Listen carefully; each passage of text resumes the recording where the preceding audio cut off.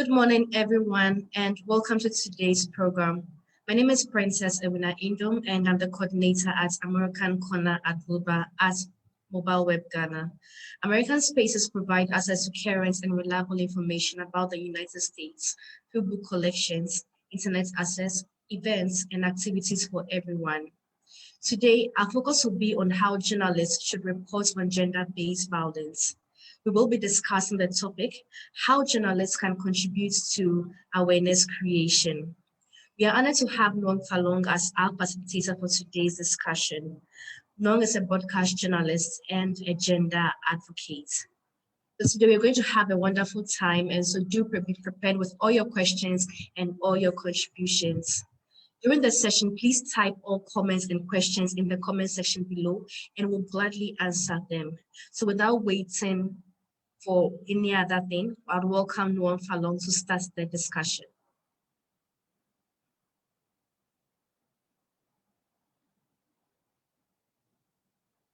Hello, Nuong.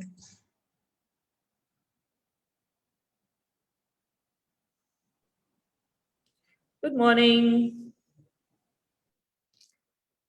Can you hear me? I can hear you, Nuong. And can you see my screen? Yes, I can see your screen. Awesome. Now then we're ready to go. My name is Nuong Faalong. I'd like to thank anyone who is watching this live stream. I'm a journalist. Princess was asking if she could introduce me as other things, but I like to identify as a journalist who occasionally you will find in other situations. As a journalist, of course, I try to use my voice for the general good. I believe that journalists are in a position to shape public discourse and must take that role very seriously and use our voices for specific good. Our voices essentially do not belong to us. Our voices belong to the people. And so the people who are unheard and unseen and unfollowed and uncentered must be heard, seen, and centered through us. As journalists, we have to be able to contribute to fighting societal problems.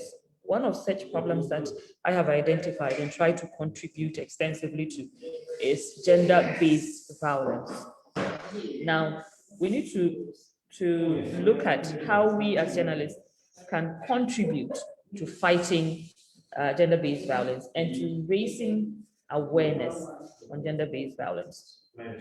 Now, one of such ways, several ways actually that I have picked up during working as a journalist, I'm going to share them with you, and then we're going to have a discussion about it. I'm going to listen to your questions, your contributions, and all of that. Now, what is gender-based violence? We need to understand the issue in order to fight it. And you will come to realize that gender-based violence refers to harmful acts directed at an individual based on their gender. And that's why it's, we say it's gender-based, because you're usually disadvantaged based on your specific gender. And that is what gets you into that situation. It's rooted in gender inequality, excuse me. It's also the abuse of power and a lot of harmful norms, especially in our society. You find that a lot of harmful norms that that emanate from like cultural norms, religious norms, social norms. You find all of that feeding into the abuse of power and the abuse of women. It's estimated that 1 in 3 women will experience sexual or physical violence in their lifetime. That is a staggering figure. When we say 1 in 3 women, it means when we are sitting in a room where there are 3 women, one of them is likely to experience sexual or physical violence. One of those people could also mean even me or you. So as we speak, there's a woman sitting across from you, next to you, outside the room, who has experienced or will experience gender-based violence. So it's literally like a silent pandemic. Before there was COVID-19, there was gender-based violence. Why is gender-based violence a problem? It's a human rights violation. It's also a life-threatening issue because lots of people die through gender-based violence. We have lost many lives to gender-based violence. You put on the television, you read the news, or you read a newspaper, you listen to the radio. Every day, there's a story in some corner of the world where someone has died or been affected seriously by gender-based violence. The statistics are not encouraging. So it's a life-threatening issue, and a life-threatening issue should be talked about. There's something my friends and I say, and we usually say more women have been lost to gender-based violence than all the world wars. That's not a good thing. Now, these statistics put all of us at risk, especially in an uncertain world where we have natural disasters, we have pandemics. There's increase in gender-based violence all around us for all women. The COVID-19 pandemic is a clear example of this. It puts the entire issue in much more perspective. So we don't even need to harp on it too much. Everybody can see that there's been an increase in gender-based violence, in inequality. Not that gender-based violence did not exist before COVID-19, it did, but we know many unequal situations have been exacerbated by the pandemic. So COVID-19 pandemic gives us a clear evidence of what we're talking about. During lockdown across the globe, we know that there were many reports of increased cases of gender-based violence. Let's bring our focus to Ghana, not because the rest of the world doesn't matter, but because we have to start from around us in order to have an impact. And with focus on Ghana, we are able to understand the issue in our environment. If you look at statistics available at the Accra Regional Office of DOVSU, that's the Domestic Violence and Victim Support Unit, as of August 2020, 31.9% of Ghanaian women have faced at least one form of domestic violence: physical, economic, psychological, social, sexual, emotional. There's so many forms of gender-based violence. And all of these are incorporated into the statistics that we're just going over right now. 31.9% of women.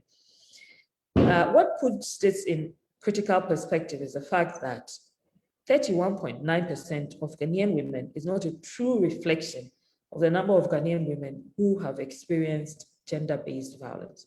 I say this in all certainty because the statistics are usually compiled from cases within, cases that have been recorded, cases that are known, cases that have been reported.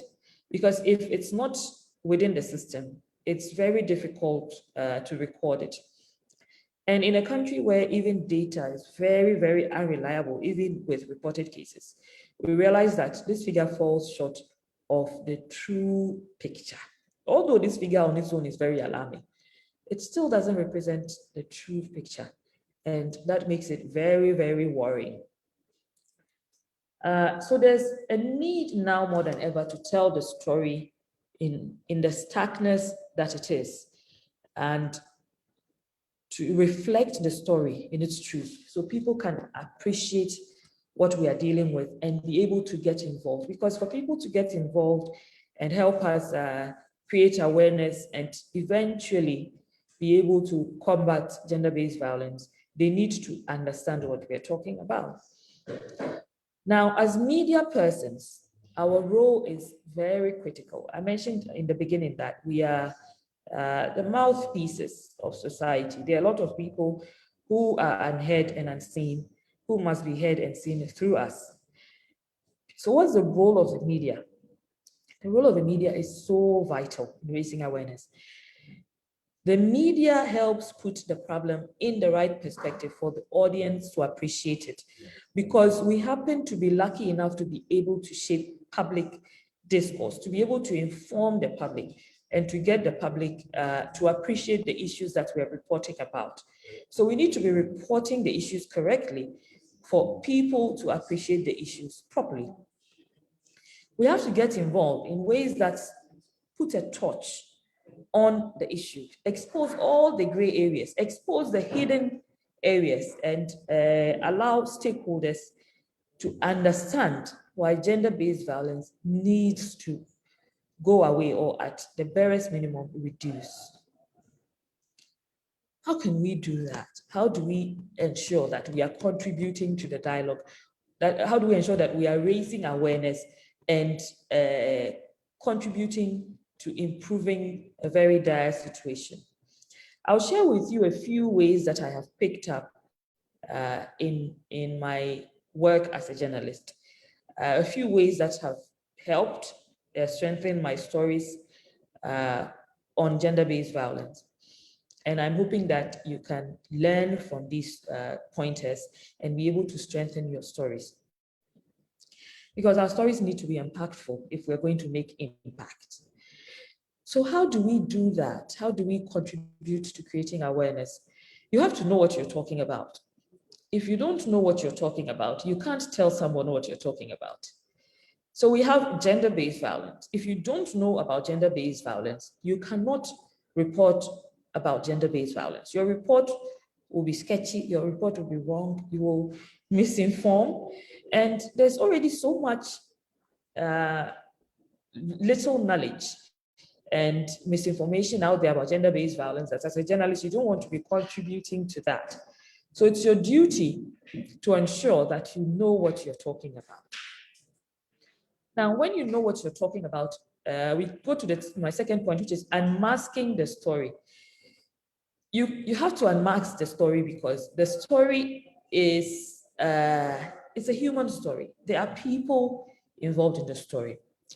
There are places involved in the story. There are specific times that go into the story that you are reporting. And all of these have to be identified to give your story credibility. You cannot come and create a report talking about gender-based violence in a very vague and abstract manner. When you put individuals, times, places into your story, you're able to give your story more substance. You make it more animate, and people are able to associate more, like identify with the story, and even makes it more believable. Don't get personal. The story is not your story. And this is something sometimes we have to literally try to hold ourselves back from getting emotionally involved in the story. Because when you look at the statistics, you can see that so many women have been abused that journalists are part of these women. There are journalists who have been abused, journalists who are part of the statistics of gender-based violence. So there's a high tendency for the journalist who is reporting the story to be a statistic, but you need to be able to silence that part of you, although it's very difficult, and focus the story on whoever or whatever it is about at that moment. It's not your story. Do not tell your story through the story. You can choose another time to tell your story. You can choose another report in which to tell your story, but let this story belong to the person that it's about. Stick to the facts. Facts are very sacred. Facts are all important, all telling. Facts hold true no matter the situation. And I usually say stick to the facts because anything can happen after you file your report. Somebody can suddenly decide that you have said something against them that they do not want in the public, or they do not want anyone to know. Someone can suddenly get angry and tell you you're lying about components of your story. So sticking to the facts ensures that you are telling the truth, you are painting the right picture, and you're covering your bases, you're protecting yourself, because it can also be legal ramifications for telling a story. You might tell a story that involves a very powerful person as the abuser. And in telling the story, you have embarrassed the person. Some people do not take kindly to embarrassment. They fight back. We've heard things like when you fight corruption, corruption fights back. Gender-based violence is a monster that's not silent. You can even be physically attacked for telling the story. So stick to the facts and ensure that you are covering your bases. It's also ethical to stick to the facts. Do not digress. Do not add salt to the story to make it more juicy, to make it more salacious. No, stick to the facts. The other point I cannot emphasize enough on ever is for you to verify. Verify as much as possible the story that you're putting out there. Verification is also very critical because it legally covers you and absolves you of any issues that may arise after you tell your story, because we have come to learn that the story can persist long after you have told it. The story can unearth so many other things and probably cause trouble for you. But how do you ensure that you constantly absolve yourself of all issues that may arise later? You verify and ensure that whatever you have been told is the truth, or the truth according to what you have verified. And this I will relate to a particular story that I told at a particular point. There was a lady who approached me one time about her child's father, who she alleged at the time had abused her. Now, I asked her very simple questions. How do I, first of all, believe that this man is your child's father? And she showed me photos and videos of him naming the child when the child was born. He gave the child his name. He named the child in front of her family. I said, okay, so now we're sure that he's your child's father. Or we are sure that he himself is sure that he's your child's father at the time, at which we're doing the story. How true is it that he has abused you? She showed me pictures of her face that had been cut up, her body that had, she had sustained various injuries, bloody, she was looking bloody. She had reported to the police also. She mentioned the police, so I called the police. I called the case officer at Dovsu, who she had also accused of delaying the case. I called the case officer. The case officer explained that her boss was not in the office. Her boss was on leave or something like that. So there were reasons beyond her control why some of the processes the lady expected to be expedited had become very slow, because she on her own doesn't make all the decisions and she has to defer to her superior. And if her superior is unavailable, then it delays the story. So she covers herself. So there's been an accusation here. And then she has an explanation for the accusation, because as a public officer, she also needs to ensure that she's doing her job well. And if someone accuses her of not doing her job well, it's only right for you to give her a chance to explain herself. And in this situation, she's explained herself. Whether what she's saying is true or not, I cannot tell, but she has explained herself. You can include that in the story. I also contacted her child's father, who did not respond to me, but what you do as a journalist is you keep records. Keep records. I've not written that here, but it's so important, because someone can sue you 5 years later for a story you did today, but you kept records of it.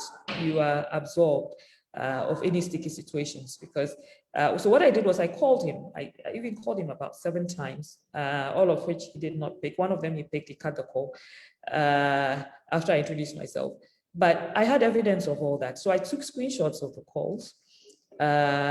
I sent him a text message when he did not respond to the calls to be sure that I have contacted you. I've done everything I can to contact you. So I sent a text message to his phone number. He did not respond. I took a screenshot of the text message also, and I kept it. I still have that text message. So keep records. It will save you so much trouble. I mean, the job is not our personal job, and we're not telling our own stories. We're not fighting our own enemies, but people will come at you in many, many, many ways. Sometimes they'll even try to make it seem like you didn't do your job professionally. But the profession has ethics. And one of the ethics is for you not to just take up a story that's been told to you and run with it. So by verifying, you ensure that you are not doing an unethical story. I also remember one story that came up a few years ago, and this was about the GBA president who had been accused of rape by a lady, Kukwandam. We all remember that story. The story was told by a lot of journalists. I was one of the journalists who told the story. Now, before I did the story, I sent the accused person a message. I called him, he did not pick. I sent him a message telling him, hey, so what I usually do is I send a message, I say, hello, my name is Nuong Faalong. I'm a journalist. I'm reporting for this particular media house. Let's say a lady has of this particular name has, is before me, has told me that is accusing you of abusing her. And I would like to hear your side of the story before we air. Now, I am doing the story because it's my job to do the story. It's my job to tell people stories and center the problems. Because the victim cannot come out and speak to a wider audience, because the victim doesn't have a wider audience. It's the media that can center the person. But the media has to also ensure that the facts they're putting out there is at least true to the best of their ability. And the only way to ensure that is to verify the story that you're telling. So if the person responds to you, great, you can include their side of the story. If the person does not respond to you, that's not your problem. You have done your job by contacting them. You include it. You just keep records of that also and ensure that you are covering your base. Now, I go back to the facts. And there was a Bloomberg training I did which told us that our cardinal principle should be accuracy. Accuracy cannot be overemphasized. And how do you ensure that the story you're telling is accurate to the best of your ability? By sticking to the facts and verifying, and ensuring that you don't include any things that are not true, by ensuring that you do not include any third-party experiences that have nothing to do with the story you're telling. Now, we also have to ensure that our reports are data-driven. How can we make sure that our reports are data-driven, especially in a very data-porous system? I say data-porous system because our countries and societies are well known for not documenting properly and not keeping the right data. So data is often either unavailable or unreliable. But as a journalist, there's so many ways you can find data. If you're doing an economic story, the World Bank is a good source of data. You also have the Ghana Statistical Service, you have the Ministry of Finance, and sometimes you have to avoid emotional sources of data. Emotional sources of data, sometimes you find two politicians. For example, one of them is giving you a different picture of a particular situation.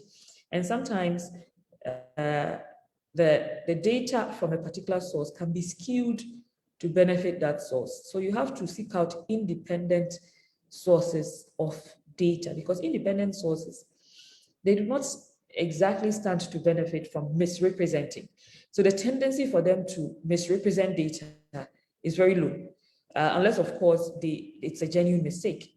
So independent sources of data are a great source of data because they ensure that your story is accurate. So the worst form of gender-based reporting I have seen during the COVID-19 pandemic has been where many are harping on the increase in gender-based violence without telling the reader or the viewer the exact picture, without giving the viewer the data. You lose your audience when you speak in abstract terms. You lose your audience when your report is inanimate and hard to identify with. Your job is not to do a report that your viewer or a reader is looking at the report and thinking, cracking their brains, trying to fill in the gaps for you. You've already lost that reader or that viewer. It's important for you to ensure that when they are listening to your story, they have as little questions as possible. So they are following. It also ensures that they are following and getting a truer picture of what you're trying to tell them. And it's impossible to get them to appreciate the problem if you are not properly situating the problem. So this is all your job, okay?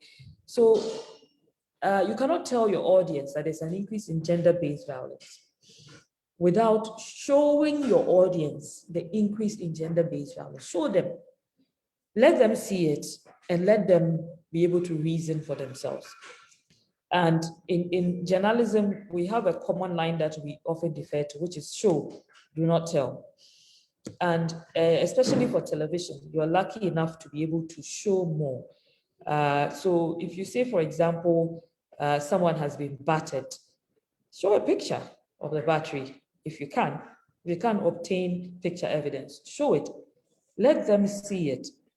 That beats any report or any account of it that you yourself can give. Showing the picture and letting the people see that this is how the person has been battered gives them the exact picture that you're trying to paint. Telling people and showing people has a vast difference. Showing them is everything, and you're able to tell them exactly how much of the situation that we're looking at, exactly how serious the situation is. I'm going to give an example of two different reports so you can better appreciate what I mean by show and not tell, and using data to strengthen our reports and be more impactful in our reports against gender-based violence.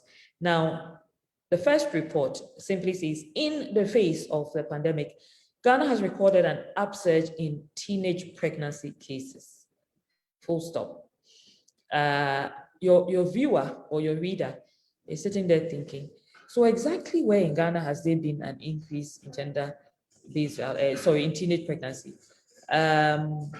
You can say the whole country, yes, but can you situate it properly for your audience to have a better appreciation of what you're saying? So in the second report, I try to make the audience understand the situation better.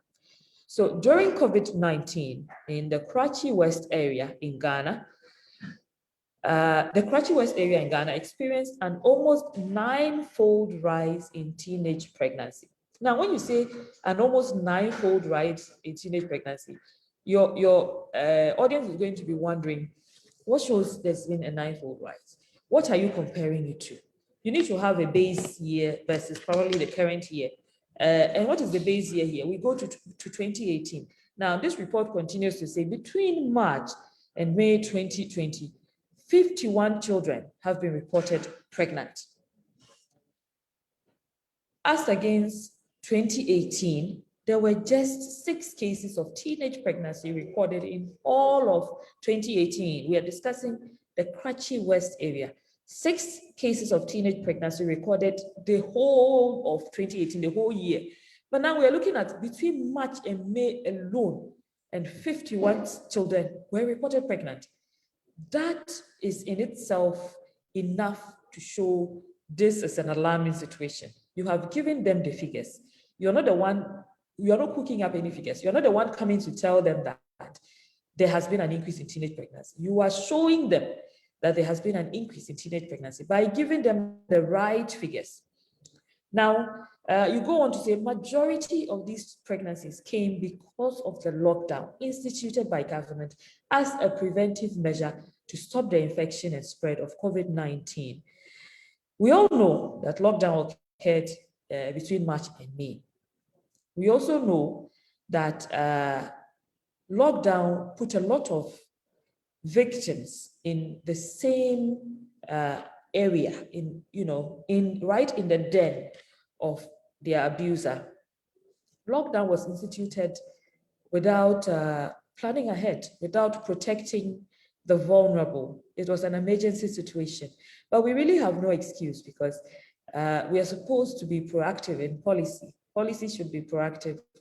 And we have not entirely had no examples. We had Ebola and all of that to inform us. So usually in advocacy, you need to make these things evident that, we have had slightly similar experiences in the past, which we should have learned from and been able to make our cases more, our policy more proactive. This is also a good opportunity for you to highlight that, and this is where I talk about linking the issues. It's a good opportunity for you to highlight the fact that women should have been involved more in policy formulation, because if women were involved in policy formulation, somebody would have flagged the fact that you are putting the vulnerable in the den of their abusers. And then we could have planned against it without issuing a simple blanket lockdown and experiencing such ripple effects much later after the lockdown. And this goes on to affect girls their whole lives. Just one move by policymakers that failed to be proactive enough destroys the lives of many, many women and girls. It's important to highlight these things. Now, the report also goes on to say that one of such girls is Enimwa, who dropped out of school. Enimwa dropped out of school probably for, sorry again. One of such girls is Enimwa, who dropped out of school because caring duties increased in her household due to the impact of COVID-19 pandemic. We also know that caring duties increased for women during COVID-19. And this is where you need to know the issues so well that you seamlessly link them. And that's why I mentioned earlier that as a journalist, if you don't know the issue you're reporting on, your report will be found lacking in substance. So know the issues in order to be able to link the issues. And over here, when we mention Enimwa, we have put a face to the problem. We know that 51 new cases have been recorded. But these 51 new cases, can you find any of them? You're a journalist. Can you find any of them? Do your research. Go to the Karachi West area or call up Plan International, call up Action Aid, call up the NGOs in Karachi West area who probably work on these particular issues as part of their mandate, and ask them. They are very happy to share information with you, and they will give you the statistics. They may even give you people directly who have been affected, and then you can put a face to your report. Putting a face to your report makes it more human, makes it more relatable, makes it more credible, and people are able to understand better. And when you put this before a policymaker or a stakeholder, they get a truer sense of the urgency involved in this matter and are able to tackle it properly. Because if you name the area, you name the people involved, you give us the figures, policymakers have no excuse, to say they had no idea. Also mentioned that these statistics were gotten from World Vision International.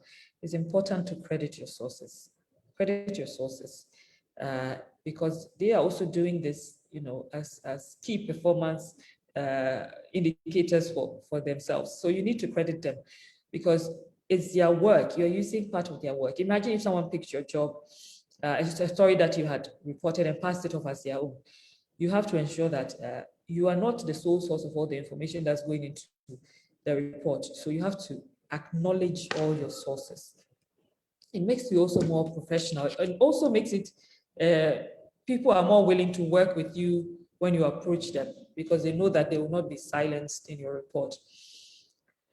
You also need to speak to experts. I mentioned already that this was, some of the data was obtained from World Vision International. Now, how do you speak to experts? As a journalist, you're not an expert. A journalist is reporting on 20 different stories, sometimes in a week. You cannot be an expert on all these issues. You probably have done a story on great. You've done a story on armyworm. You've done a story on planting for food and jobs. You've done a story on HIV. You've done a story on teenage pregnancy. You've done a story on health, violence. You are not an expert on all these. It's impossible for a journalist to be an expert on all these issues. And sometimes the society may lose focus of this by saying, oh, you're a journalist, you should know. You're a journalist, you should know this, you should know. No, you cannot know everything. And that's why you pull in experts.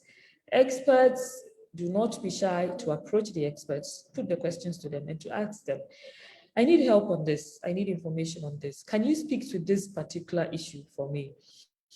You can go to the Gender Center, you can go to the Sociology Department at the University of Ghana, you can go to African Studies, there's the Gender Department there. Ask for the people who have done research in these areas. They will give you more information. Call the Ghana Police Service, call Ghana Statistical Service. They will give you information. There are many experts of many subjects that we report on. Do not pass yourself off as the expert. Let us hear from the expert as your story proceeds. Now connect the issues and let the audience understand how violence directly affects all of us and the linkages that violence takes up. You find in the previous story, I mentioned the girls who had been involved, like who had been victims of an increase in teenage pregnancy. To be able to link these issues, you have to also understand the economic liberation of women and how all these issues eventually feed into affecting their economic empowerment. So link the issues and use the right language. Use the right language. It's so important for you to use the right language in your reports. And when I say use the right language, when you look at local stations, sometimes local language stations are the worst reporters of violence and abuse against women. You listen to the story and they use such horrible language, language that will actually even scar the victim. Language that makes it cringe-worthy language. You know, you're listening and you can't believe that a journalist is using that kind of language to report a case of abuse, sometimes a case of rape, and we make it seem so tacky, so unprofessional. You have to use the right language, and you have to avoid bias. As a journalist, it's not your job to judge anybody within your report. Avoid bias. Leave your bias outside the story. Even if you are someone who naturally is biased, you have to lay that bias aside and report the story independently without trying to get your audience to hate the victim, without asking, some of you be reporting and asking the victim very weird questions, very weird questions, which I do not want to repeat. But some questions are very uncomfortable, psychologically wrong for the victim. Do not use such language. Stick to a clean language, respectable language, and report the story in a way that is devoid of your bias, devoid of bad language that in the long run will affect victims. Put the questions to the right stakeholders. And who are the stakeholders? Sometimes when I'm in a conference or I am doing a story, I'm not shy to name the gender ministry. When we are speaking about affirmative action, we're not shy to name the president directly. We're not shy to hold people who have made promises accountable, hold those people responsible, make sure that they are accountable for adhering to development protocols that they have signed that require that they enforce equality and directly create laws that protect women and ensure that the vulnerable are protected from perpetrators of crime. So put the questions to the right stakeholders. There's something else I want to mention here that is, I didn't include, but education. Education is a huge part of your reporting. Education has different dimensions. One, educate yourself about the issues. Earlier, I mentioned that if you do not know anything about gender-based violence, or you do not know anything about economic empowerment, you will not be able to report appropriately on that. If you do not educate yourself, you will be found lacking in substance and will come across in your report and make it very difficult for anyone to take you seriously. And when you educate yourself about the issues you are dealing with, it comes across strongly, like your report stands out. Your report, you realize that your report is foolproof. I'll give an example of, there was a time I did a story on mental health. That story was very enlightening for me. Before that, I thought I knew a lot about mental health, but I allow yourself to learn in the process. For example, when you're speaking to experts, they have so much to say and so much to teach you. Ask questions. Even off camera, you can ask questions that are not part of your interview that you're going to use for a project. If they are talking about an issue that you need further clarification on, this is a good chance for you to learn. So in the process of your story, you are learning, you're teaching yourself. Do more research if need be. Go and research on the terms, the issues. Also, story, I actually just finished a report on the intersex community, where I spoke to as an intersex woman. And in the process, I found a community, and some of them were willing to speak to me. There was so much I learned. And you even find out that you're able to learn little things that ensure that your story is not offensive. You can do a story and the victim will listen to the story, and you are like, the victim is even offended by the story you've put out there because you show gross ignorance about a lot of things. But when you are able to educate yourself in the process of the story, if you don't know something, look it up, research it, learn, ask people who know. There are even journalists in the newsroom who know more than you, who have been there longer than you. Ask them, they'll teach you. So you ask the right questions, teach yourself, ensure that you are learning throughout the process. Sometimes our workload makes it very difficult for us to make out time or spend so much time on a particular story, but you have to put in the extra work. You have to try. Education also includes educating the audience about the terms. Now, if you use a term that probably is very confusing, educate your audience.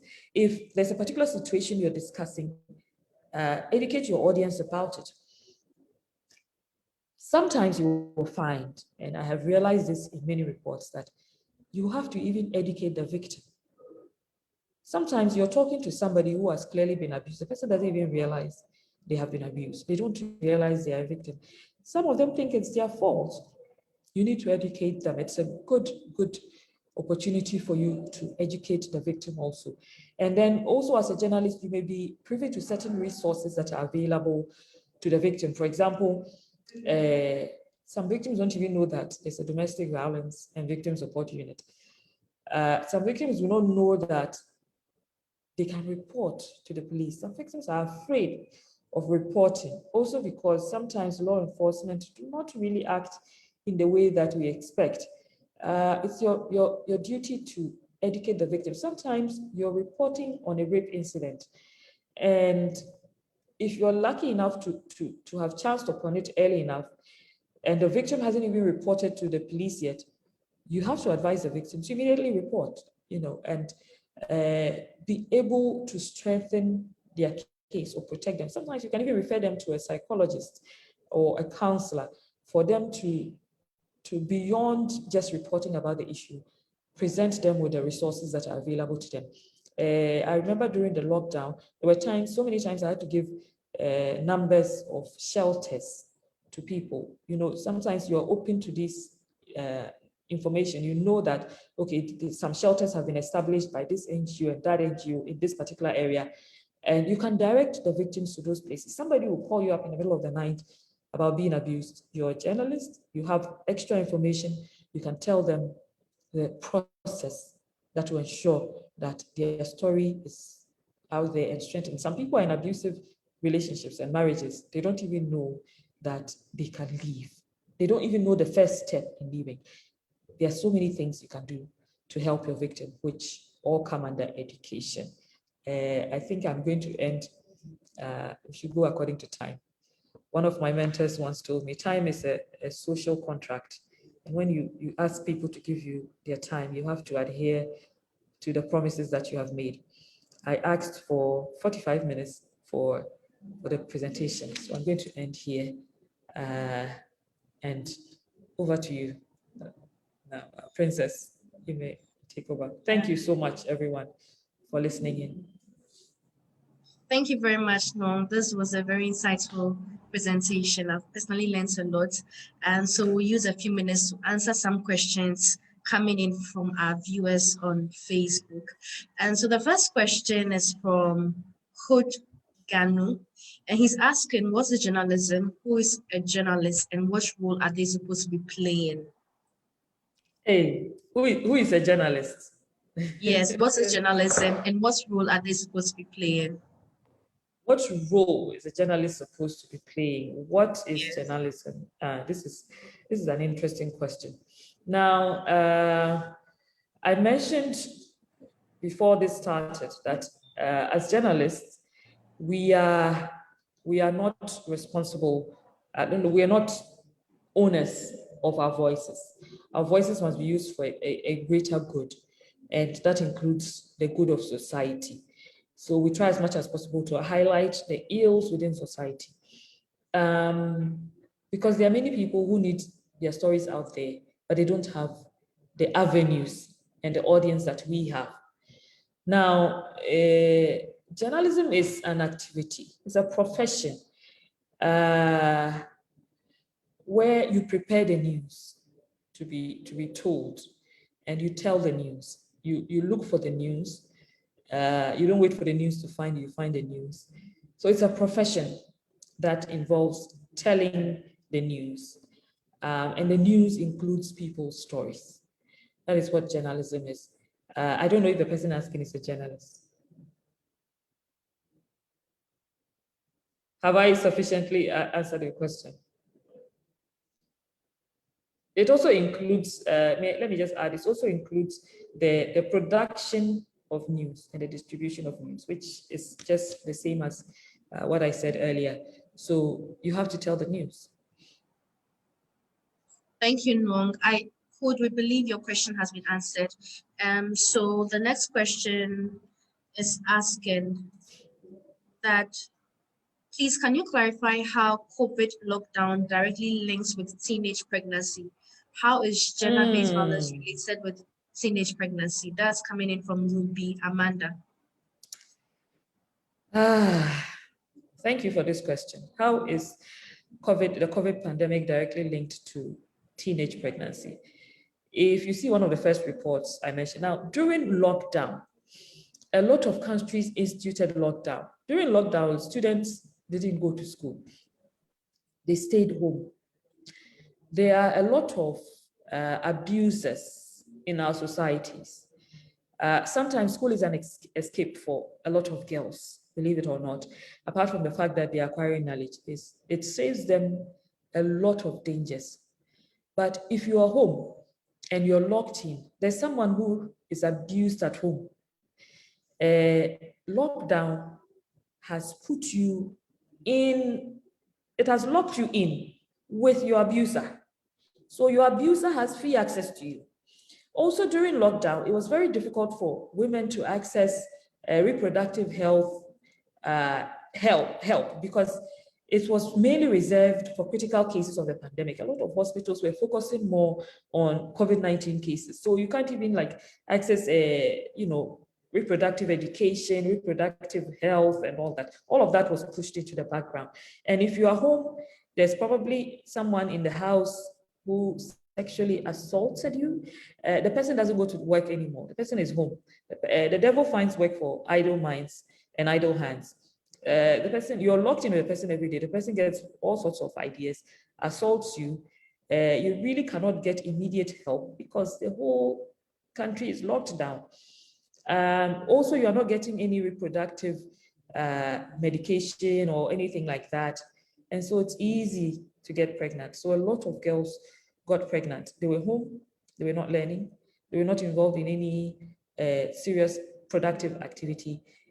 And some of them who were not even abused were using sex as recreation or entertainment. And it resulted in a lot more women and girls being abused, also a lot more women and a lot more girls ending up pregnant because of the lockdown. What was the second question?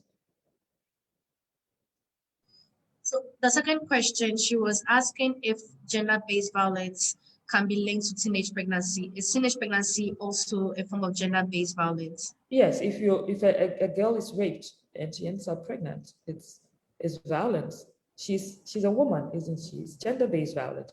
She was raped. We know that rape is, the statistics show that the majority of rape is against girls and women. So it is gender-based, and this is because she's a woman. So it is gender-based violence. If you need any more clarification, yes, you can let me know. Okay, so Ruby, if you have further questions, you can ask in the comment section. So this is a comment from Michael Latte. He says, very, very impressive presentation to the understanding of everyone. Thanks to the US Embassy. We need this to help our journalists do the right thing and to be truthful. Thank you, Michael. And this coming in from Prince, another comment, as a journalist, I'm really enjoying the discussions and learning from the resource person. Now, another question from Hood is asking, is journalism only limited to the educated ones who are behind the TV scenes and radio, or can an ordinary person be involved in journalism in terms of reporting on gender-based violence? When I was at TV3, I like this question. We had a segment called where we had like citizen journalists within the communities. And it was a part I talked about speaking to experts. And sometimes the expert is just a local. The expert, it's, the person is a local who knows more about the community and the situation than you do. So it is very important for us to encourage citizen journalism, because journalists cannot be everywhere at every point in time. And sometimes there's a serious crime or a serious incident going on somewhere. Before the journalist gets there, the action is gone. You, the citizens, lately, we are so lucky that we have camera phones. You whip out your phone, immediately take a picture, take a video, shine the light on that particular incident. You're being a journalist. Now, we know also that you don't even need English to become a journalist. There are so many local stations where you can speak local language. You can report in your language. You are doing a great job because you are contributing to awareness. There are a lot of people in your community who speak your language. But you have to ensure that you also take on the responsibility of educating yourself about what you are reporting, so you don't contribute to misinformation and bias. So this is one of the responsibilities you have to take on as a journalist. It's your job to constantly educate yourself, constantly improve yourself. As long as you have decided that you're going to contribute to a social good and use yourself, please inform yourself. Thanks for the answer, Nuong. And so another question, in your presentation, you mentioned the importance of data. And so this question is asking, are there reliable data to show the prevalence of gender-based violence to help journalists in their reports here in Ghana? I think I gave a few statistics in the beginning, and when I was giving two different stories, there aren't enough. There isn't enough data. There is not enough data. I mentioned that. Unfortunately, that's the situation we're dealing with. You don't have enough data. And that's why you have to speak to the experts. Look for them. Talk to them. Talk to the NGOs. Talk to civil society organizations. All of these people are allies in our work as journalists. Talk to Star Ghana. Talk to Plan International. Talk to Marie Stopes. These are people who have been working in specific areas and have been on their own able to compile some amount of data on that subject. So speak to them. Look out for the NGOs that specialize in specific issues and ask them for the data. They'll share their data with you. They're very happy to share their data with you. They are doing the job for social good and they make their data very public. Go to them, get the data. And you can't sit down on your mind and the data will come to you. It's not possible. Sometimes you can't even go online and find the data because unfortunately that's the country we live in. But call up the right organizations, ask them the questions and ask for data. If they can give it to you, that's fantastic. And so thank you, Nuong. And so the next question, an interesting question. Are there enough journalists reporting on gender-based violence here in Ghana? No, there aren't enough journalists reporting on gender-based violence, unfortunately. But that's also because there aren't enough journalists who know much about gender-based violence or who even consider it an issue. And this is where I often talk about bias. There are many journalists who do not even think that women are disadvantaged or a minority. One of the reasons why I started reporting on gender-based violence was because there were so many times someone would do a story and I'll be complaining. And I'm like, okay, so why don't I just do this? Since I think I know something about it. I also realized that I had to give back to society in a particular way. And gender-based violence is one of the areas that I'm very passionate about. And I thought, who better to tell the story than me? There are sometimes I'll be sitting in the newsroom and someone would say something and I'll be scandalized. Sometimes a colleague journalist who's a woman, sometimes a man will say something about an abuse case and I'll be so scandalized, like, you're a journalist. How dare you, you know? And I thought, why don't I just do a lot of these stories? Saves us all the headache. But in the process, believe me, I've also learned so much. So much. The Gender Center does some workshops once in a while. Avail yourself to these workshops, learn, strengthen your knowledge, strengthen your stories. Thank you, Nuong. So a question on media reports, especially from the local context. You mentioned that in your presentation. So does the accompanying humor some journalists use in reporting on gender-based violence cases reduce the severity of the case, or it makes it lighter for people to digest? What's funny about violence? What's funny about abuse? What's funny about a girl being raped? What's funny about it? Especially when you usually find that the person is trying to be silenced, the person is a victim, children are raped. What's funny about it? Why are we using funny language in reporting about abuse? It's so unprofessional. I mentioned earlier that you have to use the right language. It's so tacky. You listen to some local radio stations and local reports, and they use language that they themselves need to be arrested. You know, and I like that you asked if it contributes to. Yes, you are fomenting the situation. You are contributing to the problem. You are part of the problem yourself because you're reporting it in a very wrong way. You are using the wrong language. You are capturing wrong sentiments. You know, someone is listening to a case about abuse or rape or violence. Instead of the person to be angry, you are making the person laugh. Your report is making the person laugh. So if the person is laughing, you have turned the thing into comedy. Comedy is not a problem. Nobody sees the need to solve a problem if it's comedy for people. And it says a lot about us as a society that we can be able to turn these kind of stories into funny stories. No. Thank you for highlighting that one. And so this is coming in from Alexander Osei. I don't know if you could answer, but he's asking that, is there any other particular reliable person or office we can contact when we suspect some of these abuses on people in our communities? There's DOVSU, the Domestic Violence and Victim Support Unit. It's their job. They may not do it as well as we want them to, but you have to put it on record. Okay, if the victim is willing to report, the first thing you should do is call the police. And I mentioned as part of education that you have to educate the victim sometimes, because sometimes the victim doesn't even know, even if the victim wants to report, they don't know who to report to, where to go, what to do, where to get help. And that's why you yourself have to educate yourself so that you can educate the victim. So there are many, many, many resources. I mentioned also that during the COVID-19 pandemic, there were some NGOs that opened shelters for abused women because they quickly realized that abuse had increased. And I remember someone asked a question earlier, how does the pandemic even contribute to that? If you live in a house where maybe you are married and your husband usually beats you, imagine being locked in. He's not going to work, you are not going to work, your children are not going to school, you are locked in with him for 1 week, you are in each other's faces 24 hours a day, 7 days a week. He will beat you. If he was beating you once a week, now he'll beat you 24 times a week.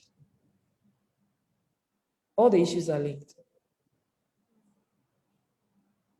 Okay, thank you, Nuong. We have a few minutes to wrap up. So Ruby is asking, can we get access to the PowerPoint slides? So those are live. That one there is Princess's job. Yeah, there's a live program. So you still find the recorded session on our Facebook page on the US Embassy's platform.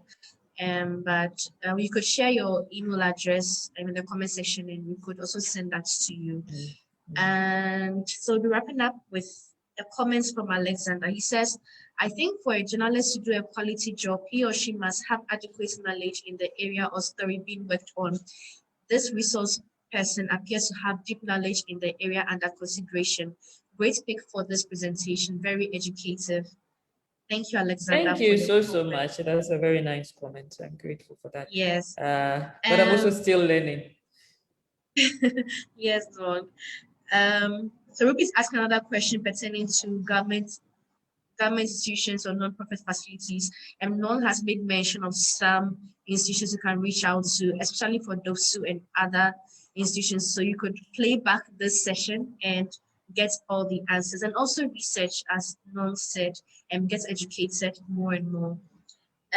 So one last comments from Melanie. She's saying that making fun of a serious issue does not make people pay particular attention to solving it. Very enlightening.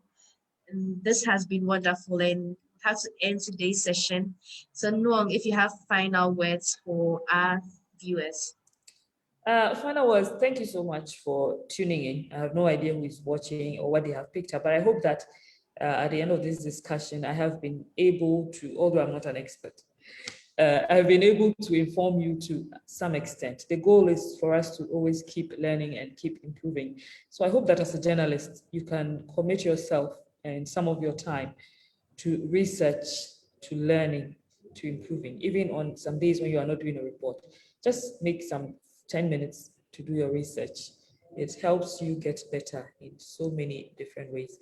And also, I'm grateful for your time. 1 hour is not a small thing out of a person's day. Thank you. You can reach out on social media if you have other questions. I'm very active on Facebook. The name is Nuong Faalong. I'm sure it's highlighted here. Send me a message and let's talk about it. That's it. Thank you. Enjoy your day. Thank you very much, Nuong. It's been wonderful having you on today's discussion, and we trust that we have learned a lot. Thank you so much once again. And so before I end today's program, I would like to tell you about an online resource that you may find helpful, and that's the eLibrary USA. So the eLibrary USA is a state-of-the-art digital library with 9 premier electronics databases that include digital newspapers, magazines, journals, videos, and dissertations. Usually, this resource is only available to use in person at American spaces, but with the global pandemic, we are opening up access to this amazing resource. So if you are interested, you sign up using the link that can be found in the comment section below. And so this program was brought to you by the US Embassy Ghana, American Ghana at Buba in partnership with Mobile Web Ghana. And this concludes our program for today. Thank you all so much for joining us for today's discussion. Please follow us on our Facebook page, the US Embassy Ghana, for more amazing virtual programs. Thank you, and do have a wonderful day. And please don't forget that we are still in the era of COVID. It hasn't been declared gone by the WHO. So please ensure all safety protocols. Don't forget to wear your nose mask when you go out, and keep using your hand sanitizer and wash your hands. This has been a wonderful program. Thank you, and see you same time on another day. Enjoy your day. Bye.